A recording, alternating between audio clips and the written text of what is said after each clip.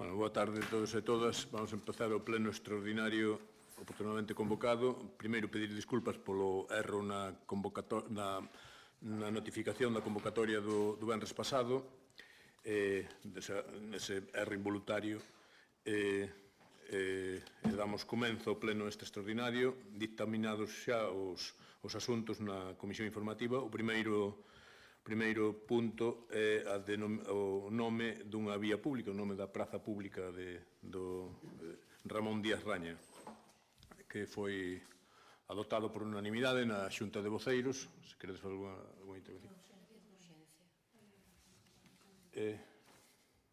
Sí, supoño que sí. Primeiro votamos a urxencia. Votos a favor? Votos en contra? Pois apróbase a urxencia do asunto. O primeiro punto é a denominación de vía pública. Como decía antes, é un acordo adoptado por unanimidade na Xunta de Voceiros. Se queredes facer algunha intervención, se non pasamos directamente á votación. Pasamos directamente á votación. Votos a favor? Apróbase por unanimidade. O nome da praza, da antigua Praza do Concello, chamarase oficialmente Praza Ramón Díaz Raña. O punto número 2 é os orzamentos do ano 2024, dictaminados tamén favorablemente na Comisión Informativa. Ten a palabra a voceira. Bueno, moi boa tarde a todas e todos. Efectivamente, o punto de máis relevancia deste pleno extraordinario é, sen dúbida, pois, a aprobación do orzamento municipal para o ano 24.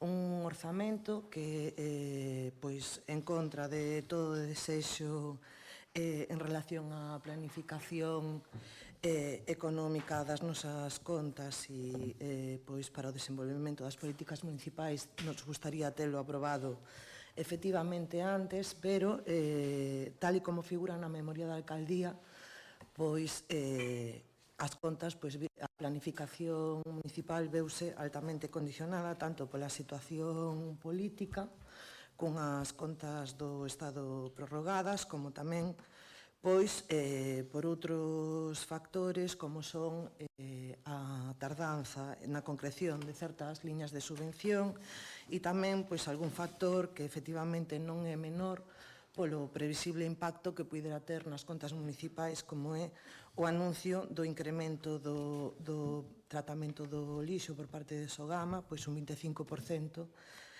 deste prezo en tonelada, pasando, pois, se non me fallan os datos, de 68 a 88 euros por tonelada. Unha cuestión que, evidentemente, tiñamos que agardar a concretar se queríamos facer unha planificación responsable, pois, do orzamento. Un orzamento que ascende a 3.731.339 euros con 23 céntimos, con un incremento de un 1,33% en relación ás contas do ano 23, un orzamento que, como digo, pois, se caracteriza polo rigor na previsión de ingresos. Todo hai que dicilo, en grande parte gracias ao bon facer do persoal municipal e do que os datos que se reflexan, pois, na previsión de ingresos, pois, derivan dos datos de padróns e da liquidación do ano 23. Un orzamento que, como digo, pois, pon en evidencia a vulnerabilidade dos concellos fronte a un sistema e a un modelo de financiación que, mentres temos que asumir un grande número de competencias impropias, pois, limitan ou lastran a planificación axeitada para desenvolver, pois, aqueles servicios que efectivamente son competencia municipal e que debemos de garantir para todos os veciños e veciñas.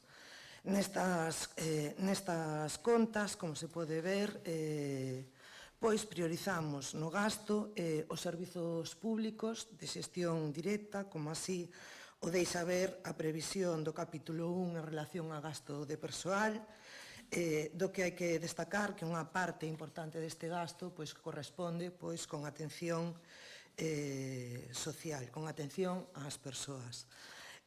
Tamén habería que destacar pois a importancia que teñen pois, o mantemento de servizos esenciais para a cidadanía, como son o abastecemento de auga, alumeado público, desbroce de vías, etc.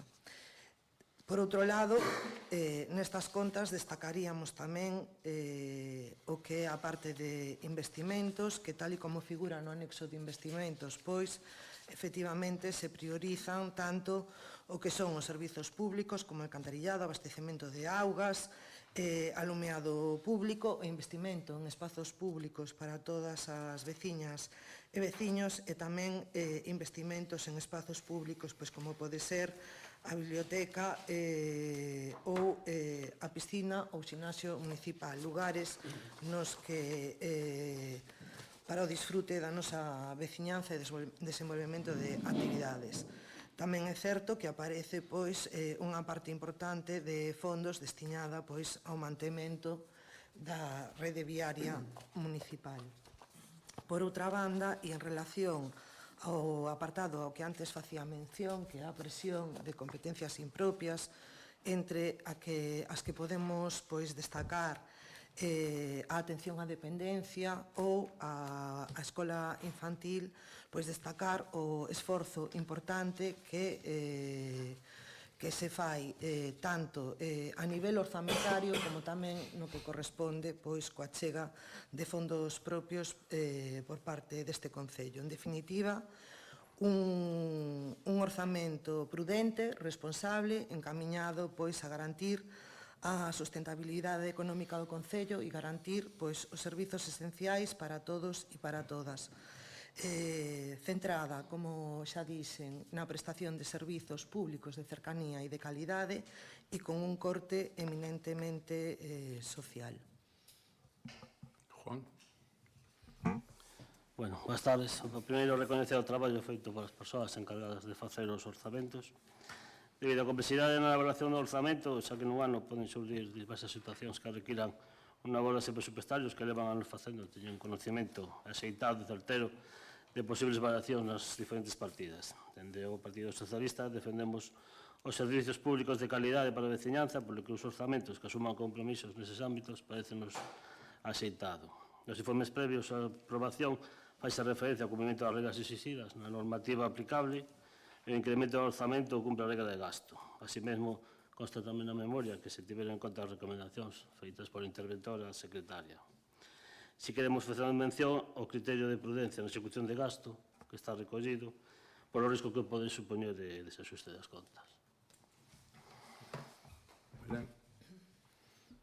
Bueno, pola nosa parte, decir que non entendemos aínda como a estas alturas non hai uns presupostos feitos, aínda que a explicación dada pois está moi ben baseada, pero según din a memoria, porque o di a memoria, temos un personal eficaz, porque sí que o temos, é verdade que o temos, un equipo de goberno válido, como reflexa o documento que di que na memoria, cando di que continúan o seu compromiso cos veciños e veciñas de San Sadurniño, teñen unha maioría absoluta que lles permite aprobar os presupostos cando queiran e como queiran, dunha forma sin problemas, e ademais, como afirma a memoria, o orzamento non é algo ríxido nin inamovible, é dicir, que se poden facer modificacións orzamentarias oportunas. Con estes criterios todos non entendemos como a día de hoxe non temos aínda uns presupostos encima da mesa.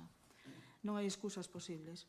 Levamos dende xaneiro deste ano con os presupostos prorrogados, pero si somos conscientes de que hai cousas, e vosotros tamén o sabedes, que non poden prorrogarse máis, como son as subvencións que non son prorrogables, ou sea, ou se sacan os presupostos ou as subvencións e as becas teñen un problema grave. E con respecto ao ano pasado, pois vamos un pouco tarde xa. Se pensamos que estamos no mes de xullo, que aínda temos que sacar 15 días, que despois hai que publicar, nos vemos en setembro. Unha vez postos en setembro, aínda hai que sacar, leválo á Xunta de Goberno, para aprobar as bases. E nos vamos ver en outubro coas becas que vamos un pouco xustos. Ben, en canto a un apunte que decía antes que os presupostos prorrogados do Goberno do Estado, bueno, o Goberno do Estado non ten maioría absoluta, ten que depender de independentistas e aí pois, tamén conta o Goberno do BNG que tamén votou abstención neses presupostos. O Goberno galego ten os presupostos presentados, ten maioría absoluta como a vos, e ten os presupostos presentados en tempo e forma.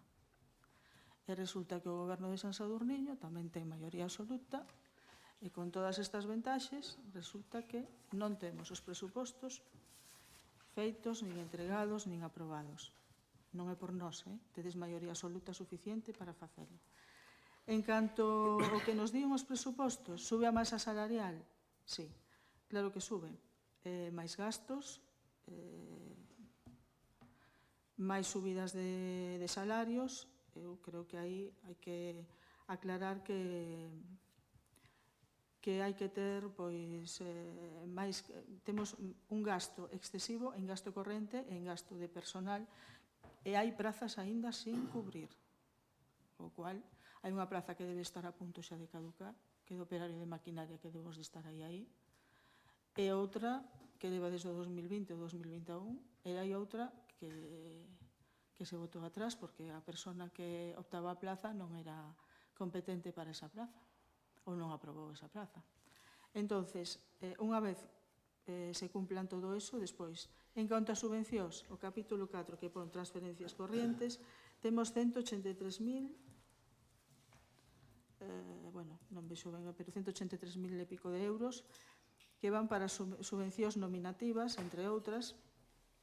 É curioso ver que este ano hai unha nova partida que son 10.000 euros para subvencións para plantar maceiras autóctonas. Está ben, non está mal, pero ao mellor isto había que subir un pouco máis en emerxencia social ou incluso en gastos sociais, ainda que hai unha partida bastante productiva nese campo, pero que non é suficiente. Eu creo que temos un problema en traballo social que hai que solucionar xa. Hai moita xente esperando, hai moita xente que necesita que lle tendan a mao e entendemos os custos que presenta, pero ao mellor hai moita xente que necesita desde hai tempo que lle solucionen os seus as súas problemas que ten na casa que non ten nin contestación. Entonces, eso hai que sacalo de alguna maneira. E despois, en canto aos ingresos de capital, que é a última parte, vamos a decir que os orzamentos estatais ponse como excusa que os orzamentos estatais e que tedes un problema a hora do que se vai a dar para os concellos. Bueno, eu creo que levades 17 anos no goberno como para saber máis ou menos as partidas que poden ser o que nos poden dar arriba e abaixo. Non é necesario tampouco que coa experiencia que levades que iso sea unha excusa para que os presupostos non estuveran presentados.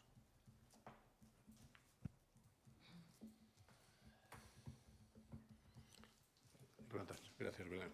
Tes a palabra, María. Turno de réplica. Ao principio da miña intervención dixen que o principal punto deste pleno extraordinario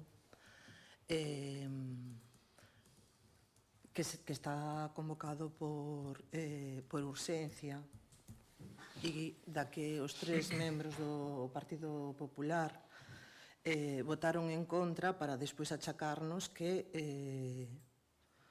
non se aproban os orzamentos. É un tanto incoherente ese posicionamento. Se de verdade, por responsabilidade política, consideramos que é importante aprobar os orzamentos canto antes, pois o esperado é que se aprobe a urxencia por unanimidade, efectivamente, para poder aprobar unha proposta orzamentaria que efectivamente está en riba da mesa hoxe. E a semana pasada, cando se deu conta da proposta de orzamentos na comisión informativa. Efectivamente, é urxente, pois, porque efectivamente hai cuestións de prazos que interesan a todos. Pero teño que decir que, efectivamente, por exemplo, para facer unha crítica en relación ao prazo de becas, pois hai que coñecer o procedemento de tramitación e a documentación requerida que o propio centro educativo, para poder informar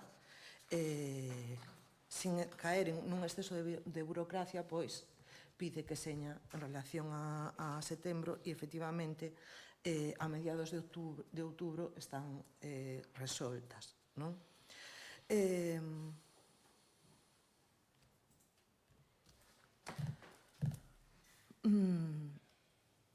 relación ao capítulo 1, o capítulo 1 ten orzamentadas todas as prazas da RPT, as que están cubertas e as que non.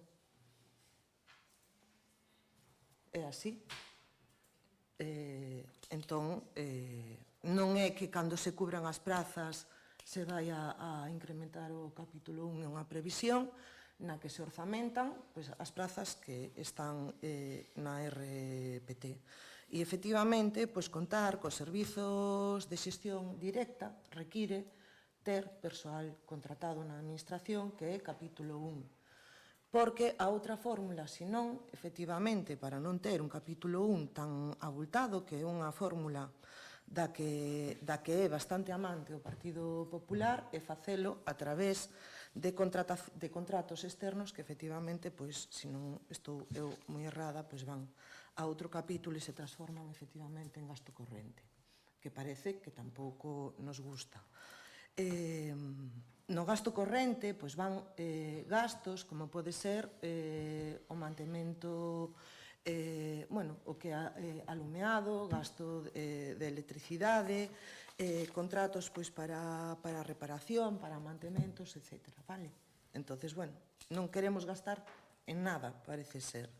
Sí que queremos, e se lle reclama a este goberno, que incremente o gasto social.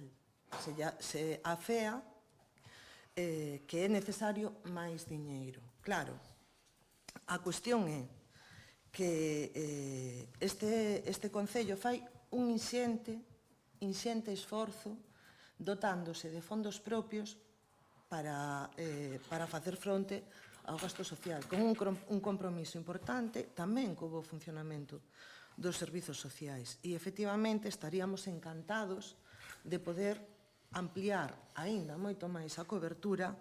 Polo tanto, nunca vamos a deixar de reivindicar que a financiación dunha competencia que non é nosa nos chegue financiada íntegramente. O prezo, ora. Mentres non seña así, Belén, efectivamente, temos recursos limitados. Facemos un esforzo moi grande que a día de hoxe se achega, supera os 700.000 euros en gasto social neste Concello, nun orzamento que estamos falando de 3.731.039 euros con 23 céntimos. Creo que non se lle pode afear o gasto social a este Concello. Efectivamente, temos unha partida de emerxencia social de 5.000 euros que, ademais, nunca este Concello, fronte a unha situación de emerxencia ou necesidade, deixou sin cubrir. Polo tanto, efectivamente, o pon a memoria da alcaldía, o documento de orzamentos é un documento flexible e aí sí que é certo que eu dou a miña palabra de que se neste Concello os 5.000 euros de emerxencia social non foran suficientes fronte a calquera situación de necesidade, si sería coberta. Algo máis, Belén? Simplemente aclarar dúas cousas en canto ao tema social, que non só fan falta horas e xente no SAF, senón xente para traballar, me refiro. Se unha persona que traballa no SAF, unha persona que traballa en temas sociales, como pode ser unha traballadora social, se dá de baixa por calquer motivo que se pode dar en calquera concello, Non é viable que se consiga unha outra traballadora social en xaneiro do ano seguinte. Ten que haber outra fórmula e se vemos e lemos os decretos de alcaldía, nos damos conta que un rifirrafe xa entra esta, mañá outra. Non se pode estar así. Vale, non se pode, porque hai que firmar informes e non hai gente responsable, se non hai unha traballadora social, para firmar informes. E se non se firman informes, non se pode dar servicio á xente que o necesita. En relación a esa cuestión non vou a entrar en detalles, quero dicir que por circunstancias unha persoa pois teña que estar ausente do seu posto de traballo, pode suceder. Efectivamente, cubrir unha praza ten un procedimento administrativo que hai que cumplir e unha vez que esa plaza se cubre, si esa persona por cuestións laborais decide marchar e se volve a cubrir, pois creo que lle vamos a facer? Cubreos unha vez, unha segunda vez e a día de hoxe, a maiores de todo, non é que teñamos unha traballadora social, é que se reforzou o servicio con temos dúas prazas de traballador social neste momento no Concello, tamén para... E a día de hoxe creo que non existe ningún expediente pendente de atender. Voulle dar a palabra un minuto a Manolo, que me pideu antes para aclarar unha cousa que fixo mención a portavoz do PP, que era o das subvencións dos 10.000 euros. Tes un minuto para explicalo, porque é o responsable de... Mira, é unha pena que cousas que ten competencia a Xunta, que teñamos que ser os concellos os que tiremos ou intentemos tirar do carro, non? Con certas cousas. Fruticultura. A fruticultura ten un potencial na comarca de Eume Ferrol Ortegal bestial, desordenada totalmente e sin unha aposta clara por quen ten as competencias. Isto é ligado tamén co tema da Fusquenlla, un centro de transformación que debía ser a propia Xunta medio rural que en potencia ese tipo de centros, que teñamos que ser os concellos con moito esforzo facer ese tipo de instalacións. E estamos sempre na mesma, porque non entendedes que hai cuestións que sería de agradecer que falardes, non lle des a cabeza que é así, que falardes coa Xunta e donde ten competencias e donde pode apostar seriamente que o fagan eles, é dicir, non teñamos que ser os concellos. Estamos falando de que estamos nunha comarca tremendo, é dicir, se está vendo que a produción está vindo hacia o norte, que teñamos que comprar froita de Chile e de non sei que, e de Girona, que cada vez menos, porque o clima non lles acompaña, e toda esta zona norte, que lle favorece a fruticultura, pois temos mirando aí maceiras que están caendo. Dicir, bueno, pois iso é lamentable. E quen ten a competencia? A Xunta, joder. E nosotros, pois é unha pequena aposta hacia intentar que existan plantacións ordenadas e que poida sacar un rendimento a terras que están a silveiras. E esa é a cuestión que quería falar. Gracias, Manolo. Simplemente un apunte nada máis a Manolo, que a Xunta o mellor tería que dar máis, é verdad que tería que dar máis, pero cuidado, que algúns dos cursos que fixeron son subvencionados pola Xunta de Galicia, no tema da Fusquenlla, ou non? Sí ou non, Manolo? Non entramos nun debate, porque senón... Sí, non. O 95% do centro da Fusquenlla foi financiado pola Diputación e fondos europeos. Bueno, eu, para rematar, só apuntar 4 ou 5 cuestións que tiña aquí anotadas e que penso que é importante resaltar, non? Primeiro, que o PP vota en contra da urxencia dunha sesión que o motivo da urxencia non é por... O motivo da urxencia foi porque houve un erro na convocatoria, houve un erro na notificación da convocatoria, senón non había que votar a urxencia. No pleno do xoves pasado non habería que votar a urxencia. O sea, convócase aquel día, ponse a data aquel día para facelo canto antes, entre outras cuestións, porque o personal do Concello, o personal funcionario do Concello tamén ten vacacións. Entón, para non andar retrasando innecesariamente a aprobación dun orzamento, pois decídese facelo o luns. ese único motivo polo que hai que votar a urxencia, porque foi dictaminado na Comisión Informativa e todo isto, non? Despois, que diga a portavoz do PP que non entenden como a estas alturas non hai orzamentos, porque o goberno ten maioría absoluta, un razonamento que ten certa lógica, ten certa coherencia, tedes maioría absoluta, podelos aprobar en novembro. Sí, se aproban os orzamentos non deixan de ser unha previsión de ingresos e gastos, pero se queres acertar na previsión de ingresos e gastos, tens que ter datos fiables a donde agarrarte, non? Entre eles, a participación en tributos do Estado.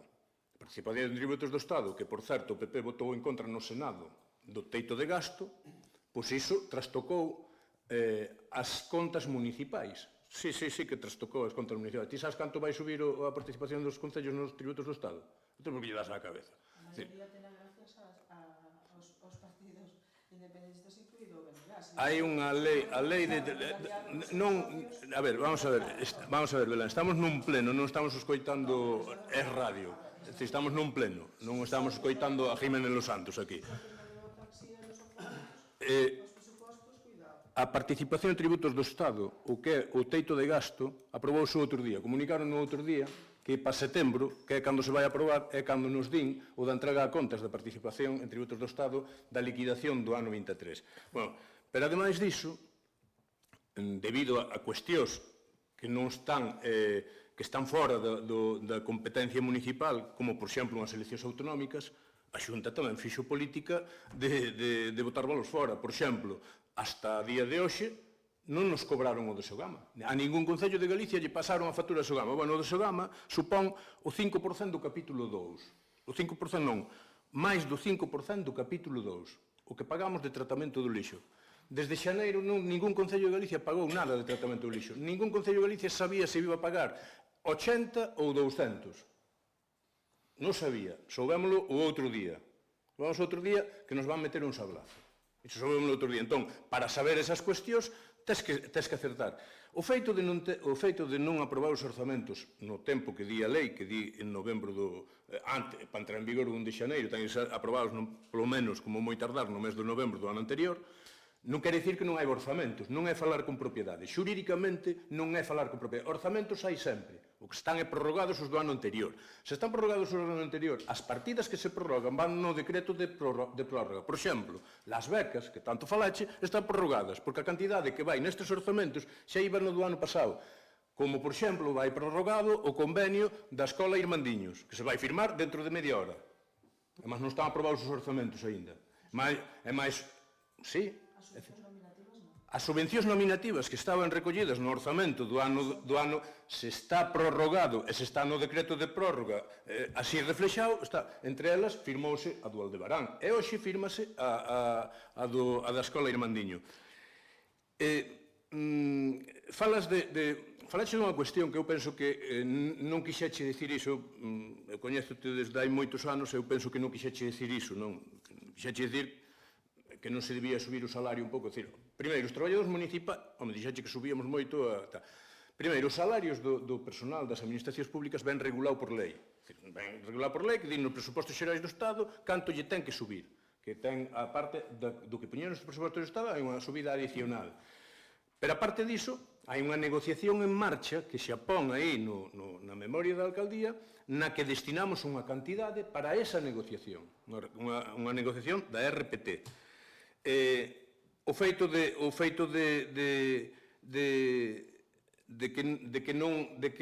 que se incremente o capítulo 1, primeiro, ti podes baixar o capítulo 1 subindo o capítulo 2. Se externaliza servicios, ou baixas o capítulo 1 e subes o capítulo 2. O sea, se o lixo, en vez de recollelo o Concello con personal propio, o recolle Eulen, pois a factura esa non vai ao capítulo 1, non pagas do capítulo 1, vai ao capítulo 2. Ou o SAF. A maioría dos concellos de Galicia, o SAF está externalizado. O do lixo vémoslo agora na Coruña, por exemplo. Está externalizado. Está externalizado, non vai ao capítulo 1, vai ao capítulo 2. Entón, que temos un capítulo 1 alto? Non. Primeiro que non é certo, non temos un capítulo 1 alto. Andamos no que é o recomendable para unha economía saneada dun concello. Non é un capítulo alto. Todas as plazas que están na RPT, repetiu antes a portavoz, están presupuestadas. Por lo tanto, ese medo non teñas ese medo. É dicir, cando se cubran, pois non vai incrementar ese gasto. É dicir, xa están presupuestadas.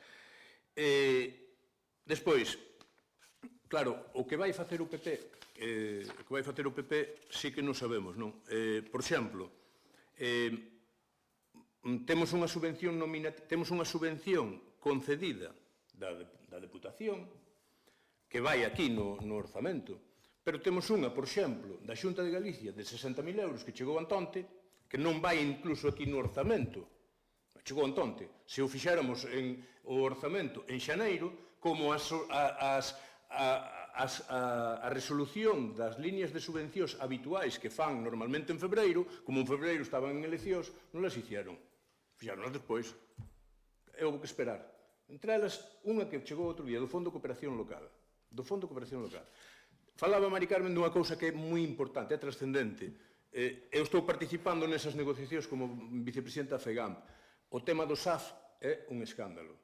É dicir, é unha competencia impropia dun concello, que é unha competencia autonómica. Estamos pagando a un concello que ten un servicio propio, con personal propio, estamos pagando sobre 24 euros hora. Salen sobre 24 euros hora. A Xunta aporta 12 euros. 12 euros. Claro, é unha cuestión que é insostible para todos os concellos de Galicia. Para os que goberna o PP, para os que goberna o PSOE, para os que goberna o BNG. Para todos os concellos de Galicia. Infórmote que posiblemente neste ano a Xunta aprobe unha subida importante desa tal, pola presión dos concellos. Entre eles os concellos que goberna o PP. Porque é insostible. Non dá máis. Están tensionados de tal maneira os servicios que non dá para máis. Despois hai outra cuestión que tampouco se aborda sin caer na demagoxia, que son sectores que para traballos temporales é moi difícil cubrir.